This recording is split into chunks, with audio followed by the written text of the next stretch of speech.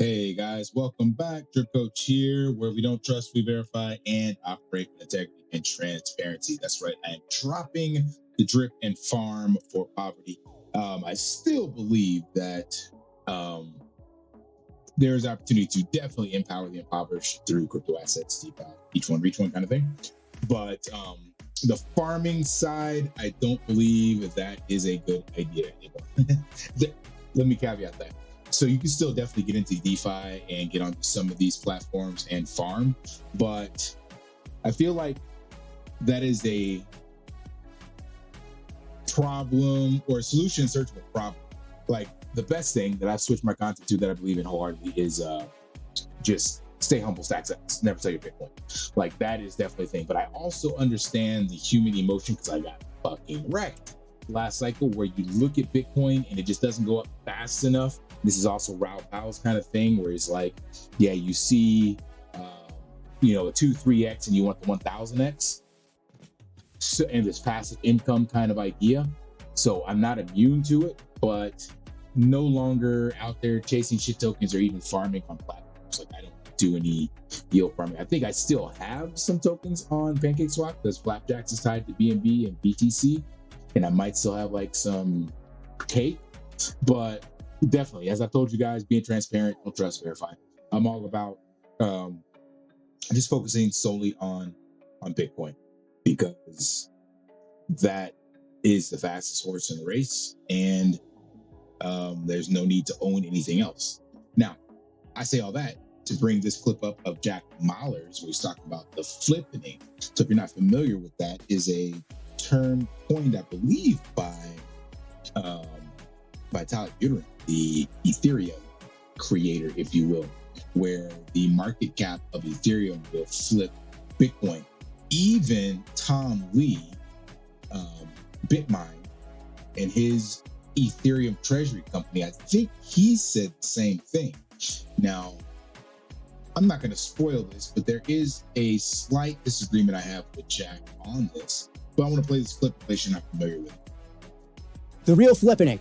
What do I mean by the real flippening? Well, in Bitcoin, there's a term coined by Coinbase called the flippening. I kid you not, I swear to you. The flippening refers to a potential future event where Ethereum's market cap surpasses that of Bitcoin.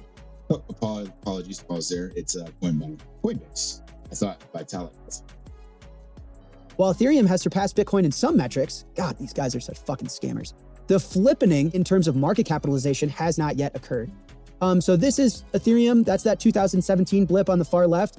And this is it since. An utter and complete scam, an utter and complete shitcoin. So I say the real flippening because to me, the real flippening is a neutral reserve asset flipping US Treasuries as a central bank reserve. Not any of these shit coins flipping Bitcoin. That will never happen. No, guys, what we've talked about on this show over and over and over again, we are moving back to a neutral reserve era. We are moving towards an era where monetary instruments are going to compete for who can sustain, persist your time, your energy, your effort, your labor the best. I think we're entering an era where there's going to be a competition of monies. Because of the printing of fiat money, there will be a competition of monies, and Bitcoin is part of that competition. Ray Dalio gets it. The world will have an open competition for the best place to store your time, your energy, your effort, your labor. You have a choice, you and your loved ones and the people you care about. I want to pause there because that is, I've heard that and it never clicked until just now, and I've said this multiple times. And this also ties into my biblical upbringing background where I told you guys where this all goes and that there's a goal to get a unified one world currency.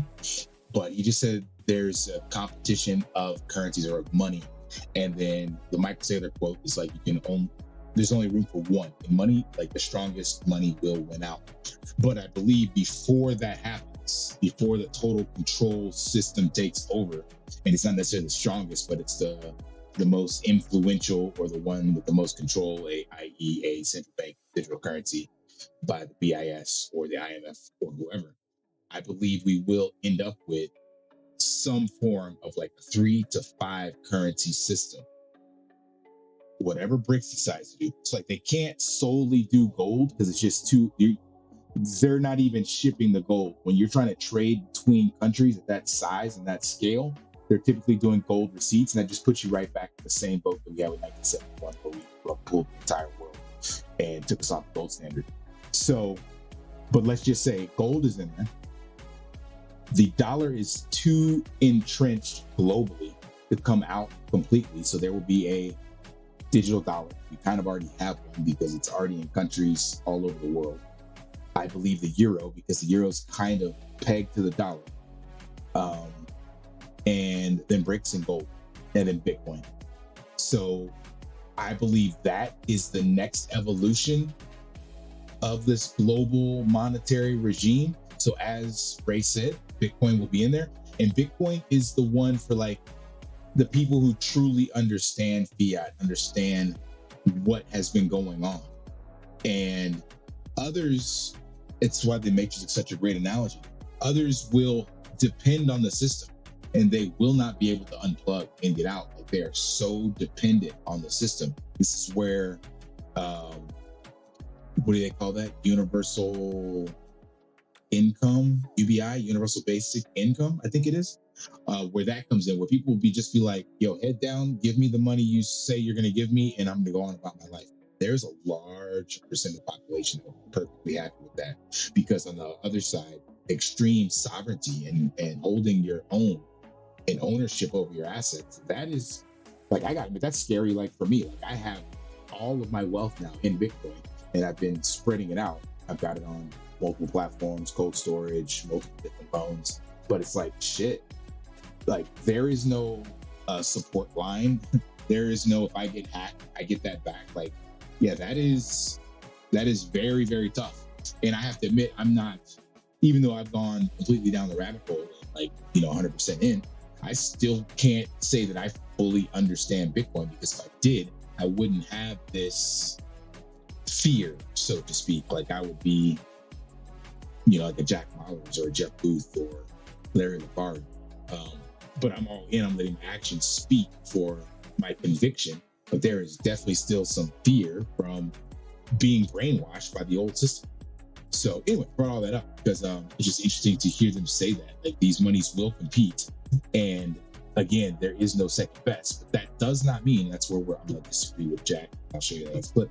That does not mean there's not an opportunity to make money as this transition comes into play with these alts. You own Bitcoin, you're gonna get more housing, more food, more education, you have more kids, you're gonna live longer. It's a choice that you have to make yourself as a sovereign individual. Unfortunately, the government is not gonna make it for you. In fact, they're going to do the opposite. Facts, Jack. Where was this showing that chart?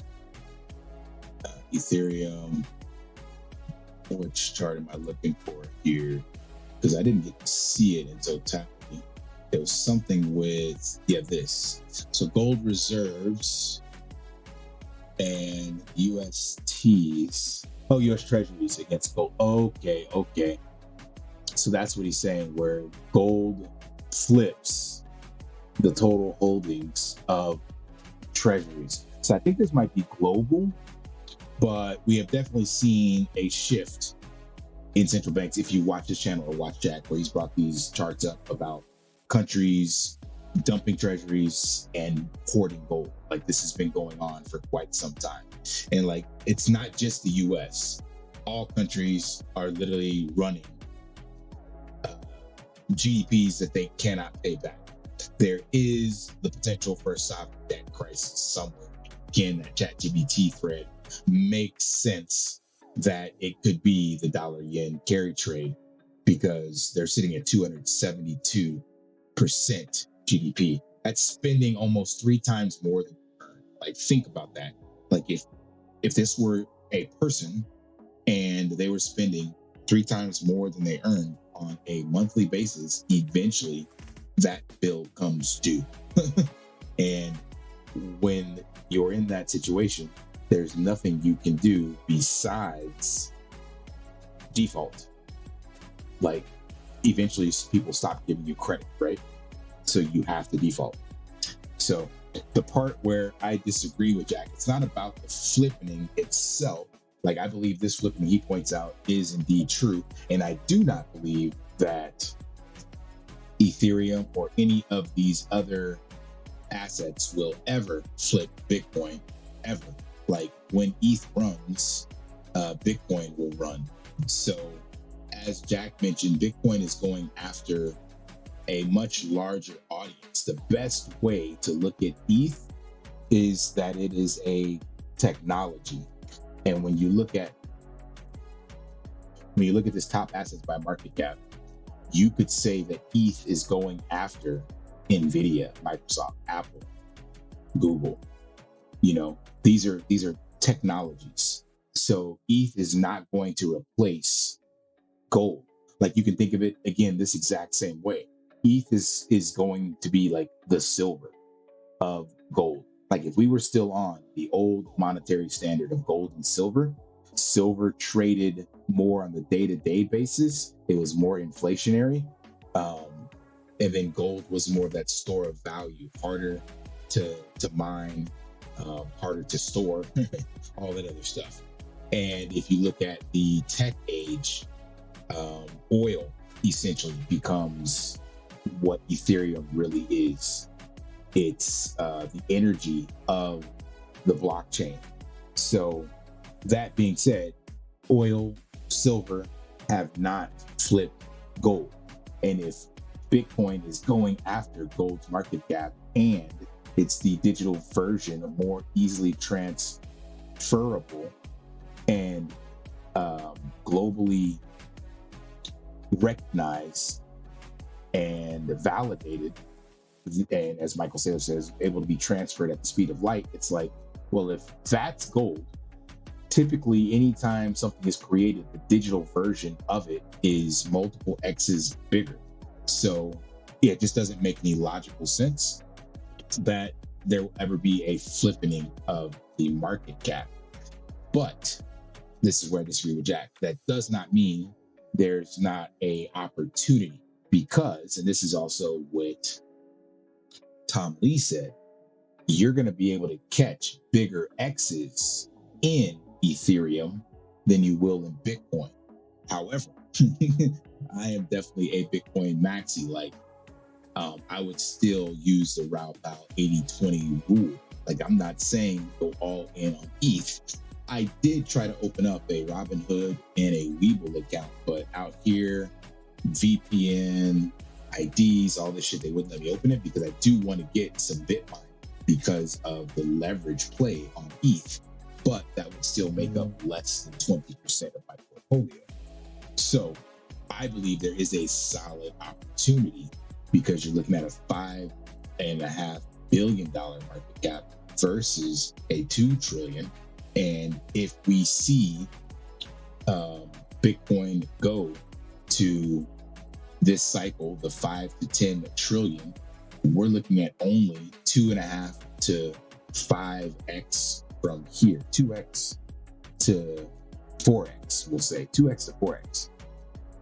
I believe in this, you can get 5 to 10 in this cycle if you get 2 to 4 in Bitcoin. So that just means there's bigger upside, but it will not, I mean, in occurrence with Jack, it will not flip Bitcoin in market cap like ever. But there is definitely opportunity out there. Let me know what you guys think. Do you guys hold ETH, your ETH maxi? Are you all in on ETH versus Bitcoin? Drop that in the comments below. Smash the HBO special, like, subscribe, comment below. And until next time, live daily and achieve your impossible. See ya.